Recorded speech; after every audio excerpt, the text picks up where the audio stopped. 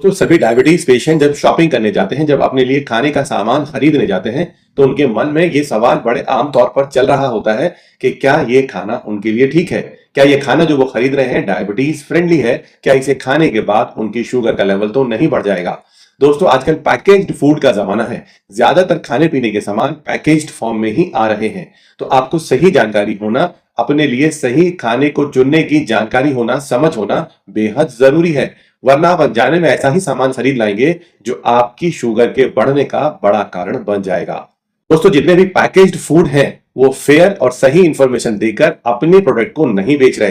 वो बहुत ही cool claim देते हैं, बहुत ही खूबसूरत ल्यूकोरेटिव अट्रैक्टिव पैकेजिंग बनाते हैं जिससे आप कंफ्यूज हो जाएं और आसानी से उनका प्रोडक्ट खरीद लें। बहुत सारे प्रोडक्ट के ऊपर लिखा होता है नो एडेड शुगर, बहुत सारे प्रोडक्ट के ऊपर लिखा होता है फैट फ्री, या कई बार आप पढ़ लेते हैं ऑर्गेनिक, वीगन या फिर ग्लूटेन फ्री।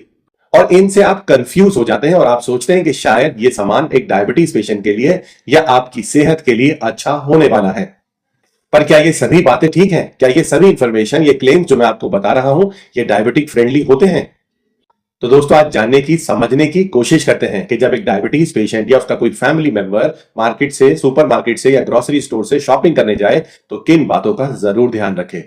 दोस्तों, अगर आपको आज की मेरी ये वीडियो पसंद आए तो इसे लाइक करना, अपने दोस्तों के साथ शेयर करना बिल्कुल ना भूलें। और अगर आपने अभी तक मेरा ये चैनल सब्सक्राइब नहीं किया है तो इसे जरूर सब्सक्राइब कर लें। मैं हमेशा पूरी कोशिश करता हूं कि आपको लगातार ऐसी अच्छी जानकारी देता रहूं जो आपकी शुगर को कंट्रोल करने में बेहद मददगार साबित हो। तो चलिए आज जानने की कोशिश करते हैं कि किस तरह से फूड आइटम को सिलेक्ट करना है। दोस्तों, आप जब भी सुपरमार्केट जाएं और जब भी आप कोई प्रोडक्ट अपने हाथ में उठाएं तो सबसे पहले जो उसके फ्रंट पर लिखा हुआ है, यूजुअली वो क्लेम्स अट्रैक्टिव होते हैं, कूल होते हैं, वो इसलिए डाले जाते हैं ताकि आप आसानी से उनका प्रोडक्ट खरीद लें। पर सही जानकारी थैंकफुली उसी प्रोडक्ट के पीछे न्यूट्रिशन फैक्ट्स में लिखी होती है, जो कि गवर्नमेंट इंस्ट्रक्शंस के बाद मेंशन किया जाता है कि उस खाने के अंदर क्या डाला गया है, उसके अंदर क्या न्यूट्रिशनल फैक्ट्स मौजूद हैं जो उसको किसी के लिए सुटेबल या अनसुटेबल बना देते हैं। दोस्तों, एक पब्लिक डेटाबेस जिसे ASR के नाम से जाना जाता है, यानी एडिड शुगर रिपोजिटरी, उसके अकॉर्डिंग अगर आप माने तो लगभग 262 नाम है शुगर के अलग अलग, और आप पहचान भी नहीं पाएंगे उन नामों को। आपके पैकेजिंग के ऊपर लिखा हुआ होगा और उसमें शुगर डली होगी, लेकिन आप रिकॉग्नाइज नहीं कर पाएंगे, आप पहचान नहीं कर पाएंगे।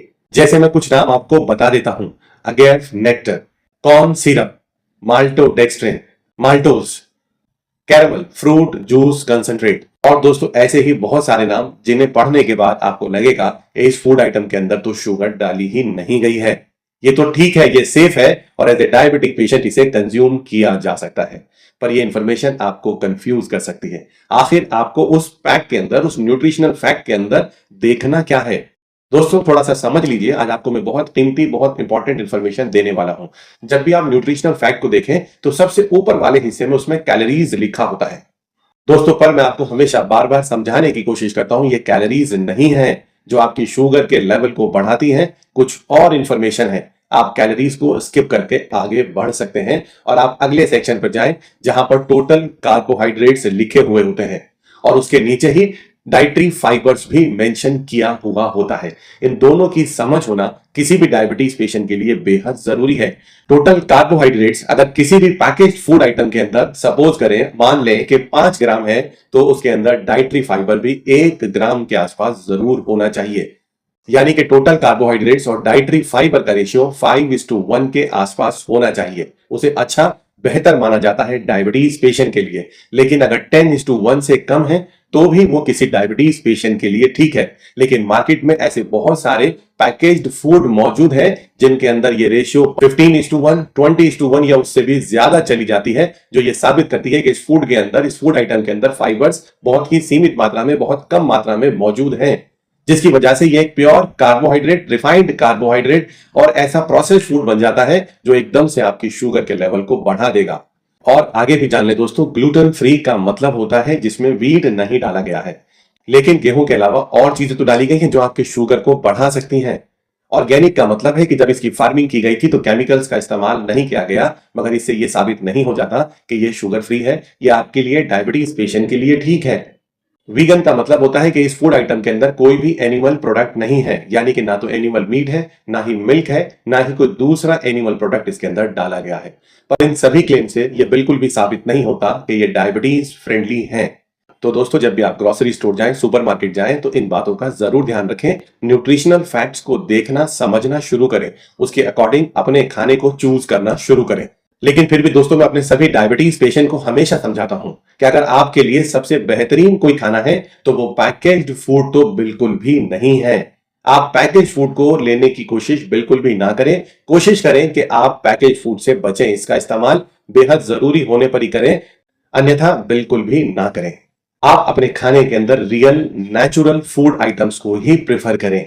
ग्रीन वेजिटेबल्स या कलरफुल वेजिटेबल्स और बीन्स, चाहे ग्रीन बीन्स हो, चाहे किडनी बीन हो, चाहे सोयाबीन हो, काला चना हो, ये आपके लिए फेवरेट फूड आइटम्स होनी चाहिए।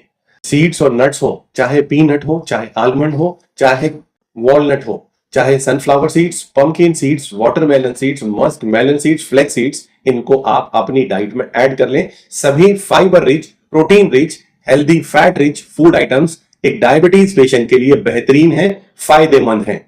जहां तक ऑयल्स की बात है तो कोल्ड प्रेस्ड ऑयल्स को ही हमेशा चूज करें, चाहे वो सरसों का तेल हो, चाहे बादाम का तेल हो, चाहे ऑलिव ऑयल हो। रिफाइंड और प्रोसेस्ड ऑयल्स का इस्तेमाल बिल्कुल भी ना करें। मिल्क प्रोडक्ट भी डायबिटीज पेशेंट कंज्यूम कर सकते हैं, चाहे छाछ हो, चाहे चीज हो, चाहे मिल्क हो, ये आप इस्तेमाल कर सकते हैं। बस ध्यान रखें कि अगर आपको मिल्क इंटॉलरेंस है या मिल्क प्रोडक्ट से आपको इंटॉलरेंस है, आपको सूट नहीं करते, उसे खाने के बाद आपको डाइजेशन में प्रॉब्लम हो जाती है, इंडाइजेशन हो जाता है, तो आप मिल्क प्रोडक्ट को अपनी डाइट से निकाल सकते हैं। और अगर आप नॉन वेजिटेरियन हैं तो आप अपनी डाइट के अंदर फिश, मटन और एग्स को भी ऐड कर सकते हैं। ये सभी zero glycemic index food item होते हैं। दोस्तों, शॉपिंग करते वक्त अपने लिए लो ग्लाइसेमिक इंडेक्स वाले फ्रूट आइटम भी खरीदना बिल्कुल ना भूलें, चाहे वो बेरीज हो, चाहे वो ऑरेंज हो, चाहे वो लेमन हो, चाहे वो दूसरे vitamin C rich food items हो। मैं एक जनरल मैसेज देके अपनी बात को पूरा करना चाहूंगा कि एज ए डायबिटिक पेशेंट जब भी आप अपना खाना खरीदें, जब भी आप अपनी फूड आइटम खरीदें, तो उसके अंदर green leafy vegetables, colourful vegetables, low glycaemic index fruit item को जरूर ऐड कर लें। नट्स और सीड्स आपके लिए बेहतरीन फायदेमंद होने वाले हैं। और पूरी कोशिश ये करें कि पैकेज फूड आइटम बहुत ज्यादा इस्तेमाल ना करें।